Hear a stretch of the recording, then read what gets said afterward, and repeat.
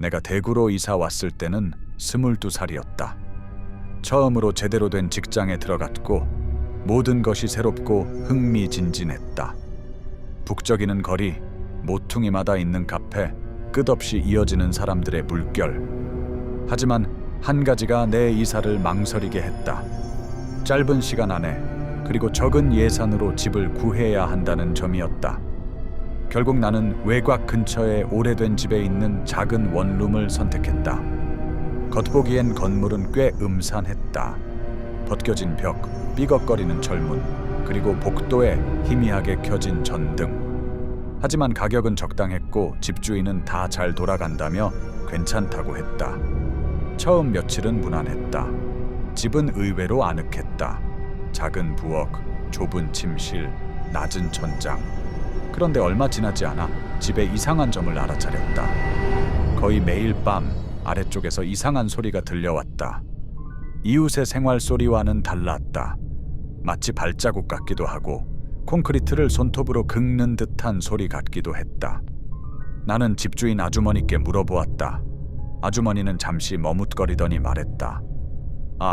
아마도 수도관 소리일 거예요. 집이 오래돼서 그래요. 신경 쓰지 마세요. 그 말을 믿으려 했지만 일주일쯤 지나자 소리는 점점 심해졌다. 어떤 날은 아이의 웃음소리가 아주 희미하게 들렸고 어떤 날은 무겁고 거친 숨소리가 바닥 바로 아래에서 들리는 것 같았다. 호기심이 나를 괴롭히기 시작했다.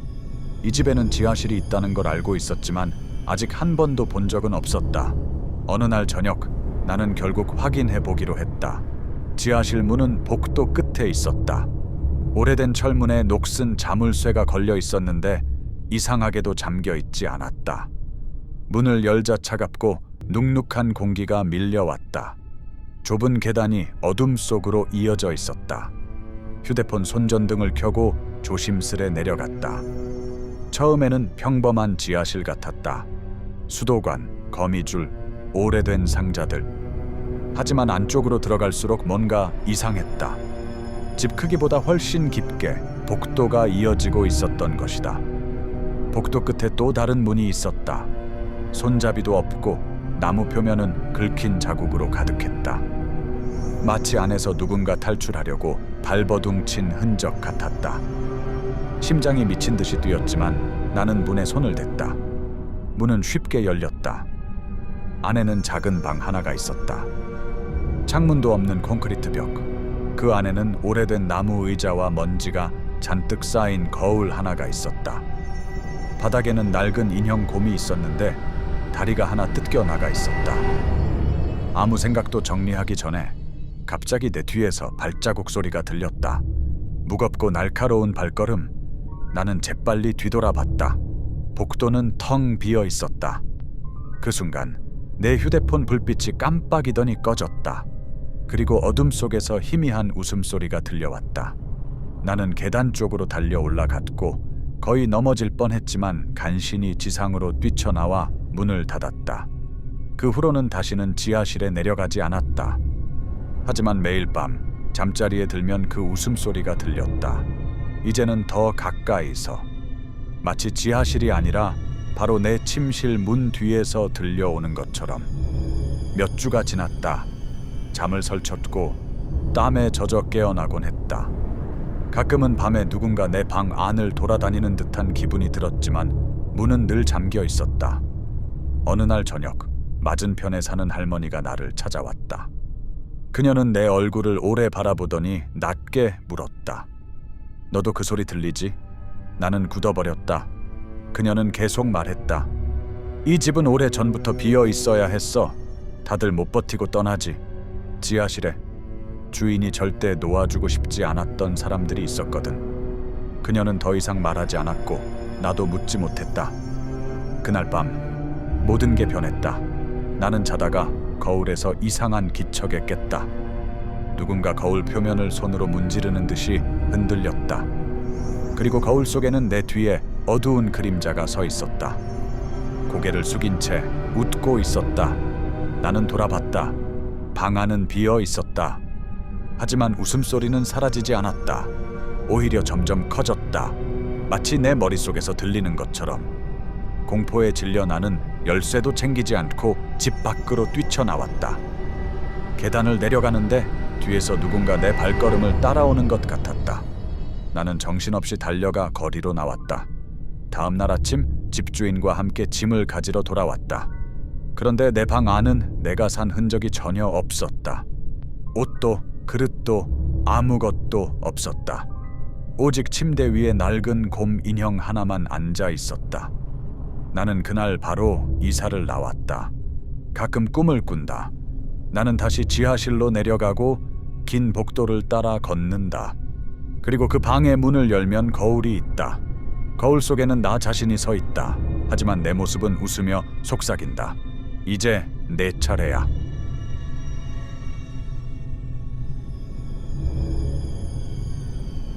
나는 항상 오래된 물건들을 좋아했다. 골동품 가게, 벼룩시장, 중고장터에 대한 진짜 약점이 있었다고 할까. 어느 가을 초입 나는 대구 외곽에 있는 작은 가게에 들어갔다. 가게 안은 먼지와 오래된 종이 냄새, 그리고 축축한 곰팡이 냄새가 섞여 있었다. 선반에는 책, 레코드판, 장난감, 아무도 필요 없을 것 같은 잡동사니들이 빽빽하게 쌓여 있었다. 그 구석에서 나는 비디오 테이프 상자를 발견했다. 대부분은 80에서 90년대 영화들로 누렇게 바랜 라벨이 붙어 있었다. 그런데 그중 하나가 내 눈길을 사로잡았다. 아무 표지도 없고 희미하게 바랜 흰색 라벨에 겨우 알아볼 수 있는 숫자가 적혀 있었다. 7월 10일 1995. 왠지 모르게 그 테이프가 이상한 느낌을 주었다. 나는 헐값에 그것을 사서 집으로 가져왔다. 내겐 아직도 오래된 비디오 플레이어가 있었는데 가끔 추억 삼아 틀곤 했다. 테이프를 넣자 화면은 처음에 지직거리는 잡음뿐이었다. 곧 영상이 나타났다. 아마추어 촬영, 분명 가정용 비디오였다. 화면에는 한 방이 보였다. 90년대 평범한 한국 아파트 거실. 낮은 밥상, 텔레비전, 꽃무늬 커튼. 그 방에서 한 가족이 함께 저녁을 먹고 있었다. 남자, 여자, 그리고 5살쯤 되어 보이는 어린 딸. 화질은 좋지 않았지만 웃음소리, 숟가락 부딪히는 소리까지 뚜렷이 들렸다. 모든 것이 너무나 일상적이고 지루할 정도였다. 그런데 이상했던 점은 가족이 전혀 카메라를 의식하지 않는다는 것이었다. 마치 카메라가 방 구석에 스스로 서 있는 것처럼. 이후 장면도 단순했다. 딸은 그림을 그리고 아버지는 신문을 읽고 어머니는 요리를 했다. 너무 평범하게만 보였다. 누군가 일부러 그들의 삶을 하루 종일 기록하는 듯했다. 나는 아마 누군가의 추억용 영상이겠거니 생각했다. 그러나 곧 상황은 변했다. 영상이 갑자기 바뀌었다. 같은 방이었지만 이번엔 밤이었다. 불이 꺼져 있고 카메라는 여전히 찍고 있었다. 어둠 속에는 가족이 잠들어 있는 실루엣이 희미하게 보였다. 처음엔 그냥 아버지가 무작정 밤새 촬영한 줄 알았다. 하지만 곧 나는 구석에서 움직임을 보았다. 어둠 속에 무언가 서 있었다. 되감기를 해서 다시 확인했다. 맞다. 방 한쪽 가장 어두운 구석에 키 큰 그림자가 서 있었다. 움직이지 않고 그저 잠든 가족을 지켜보고 있었다. 아무도 그것을 눈치채지 못했다. 영상을 더 넘겨보니 점점 불길해졌다. 그 그림자가 소녀의 침대 곁으로 다가와 고개를 숙이고는 다시 그림자 속으로 사라지곤 했다. 카메라는 항상 같은 각도에서 마치 벽에 붙어 있는 것처럼 계속 촬영했다. 나는 식은땀을 흘렸다. 중반부에서 영상은 갑자기 튀었다. 방 안은 텅 비어 있었다. 가구는 넘어져 있고 커튼은 찢겨 나갔으며 바닥에는 피처럼 보이는 검은 얼룩이 있었다. 가족은 어디에도 없었다. 카메라는 몇 시간 동안 빈 방을 찍고 있었다. 가끔 영상이 지직거리며 흐려질 때마다 문가에 이상한 실루엣이 스쳐 지나갔다. 나는 이제 그만 끄려 했다. 그런데 마지막 장면에서 피가 얼어붙었다. 화면에 나타난 건 내 방이었다. 똑같은 벽지, 똑같은 책장, 똑같은 이불. 카메라는 내 침대를 비추고 있었다. 그리고 화면 속에는 잠든 나가 있었다. 도저히 이해할 수 없었다. 테이프는 1995년 날짜였다. 그런데 분명 지금의 내 모습, 내 방이 찍혀 있었다. 영상은 몇 분 동안 계속되다가 점점 일그러졌다. 그리고 내 등 뒤 어둠 속에서 그 가족 방에서 봤던 바로 그 키 큰 그림자가 나타났다. 순간 화면이 깜빡이고 꺼졌다. 나는 얼어붙은 채 가만히 앉아 있었다. 심장이 너무 크게 뛰어 이웃에게까지 들릴 것 같았다. 나는 테이프를 빼내고 당장 버리려 했다. 그런데 그제서야 라벨 위에 새로운 글씨가 보였다. 처음엔 없었던 것이다.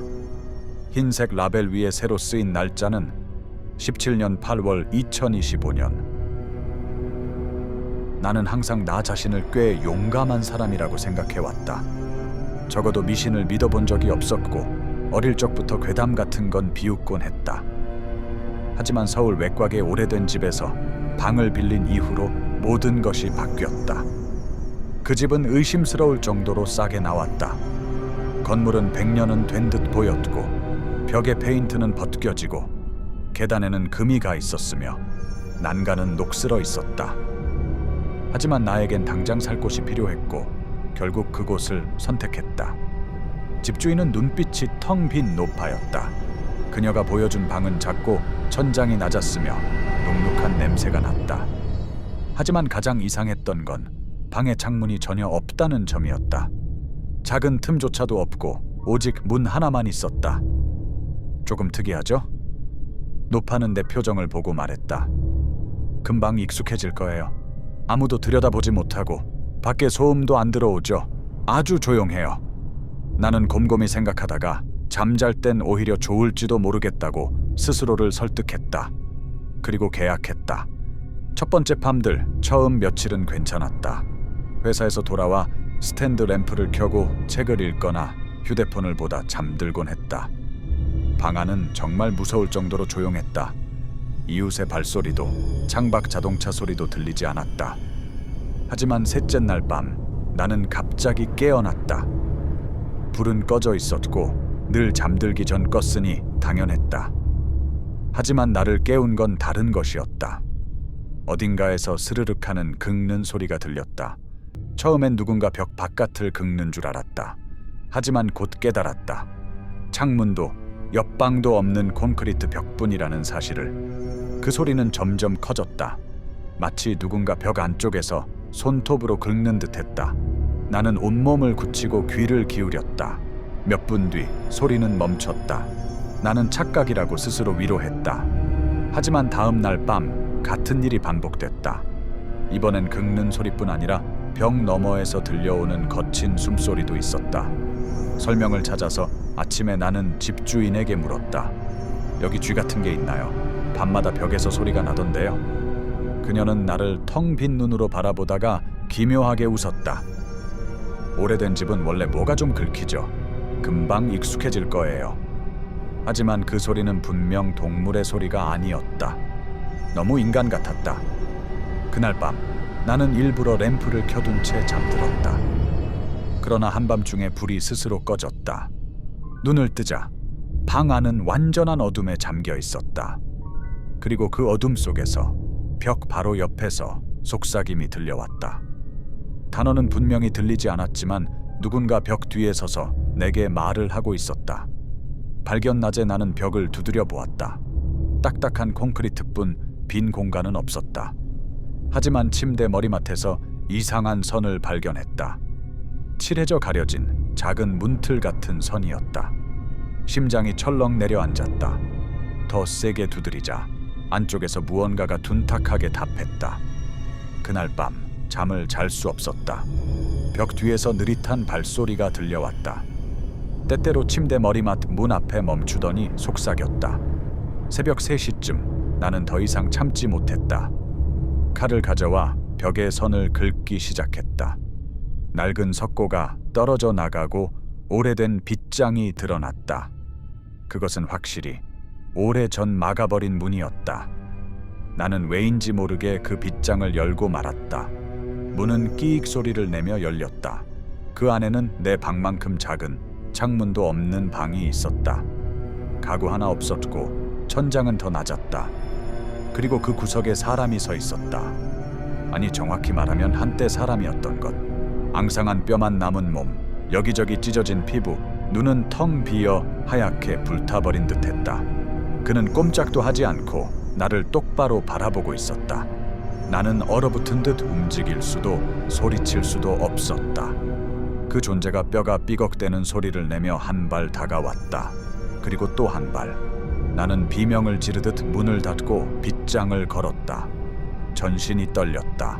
곧이어 문 너머에서 쿵쿵쿵 하는 둔탁한 충격이 들려왔다. 나는 방 구석에 웅크리고 밤이 새도록 떨며 앉아 있었다. 그 후 다음 날 나는 도망치듯 짐을 싸고 집주인을 찾아갔다. 벽 뒤에 문이 있던데요. 거기 누구예요? 노파는 한참을 나를 바라보다가 대답했다. 다시는 열지 마요. 거긴 영원히 남아있는 자들을 위한 곳이에요. 나는 소리치며 따졌지만 그녀는 빈 미소만 지었다. 떠나고 싶었지만 이미 3개월치 월세를 내버렸고 가진 돈은 바닥이었다. 결국 그 방에 머무를 수밖에 없었다. 그날 이후 매일 밤 문 뒤에서 숨소리, 발자국, 속삭임이 들린다. 때때로 내 이름을 부르기도 한다. 어떻게 내 이름을 아는지는 알 수 없다. 그리고 어젯밤 가장 끔찍한 일이 벌어졌다. 깨어나 보니 문이 열려 있었다. 빗장은 안에서 부서져 있었다. 맞은편 방은 비어 있었다. 하지만 내 방 구석 어둠 속에 누군가 서서 거칠게 숨을 쉬고 있었다.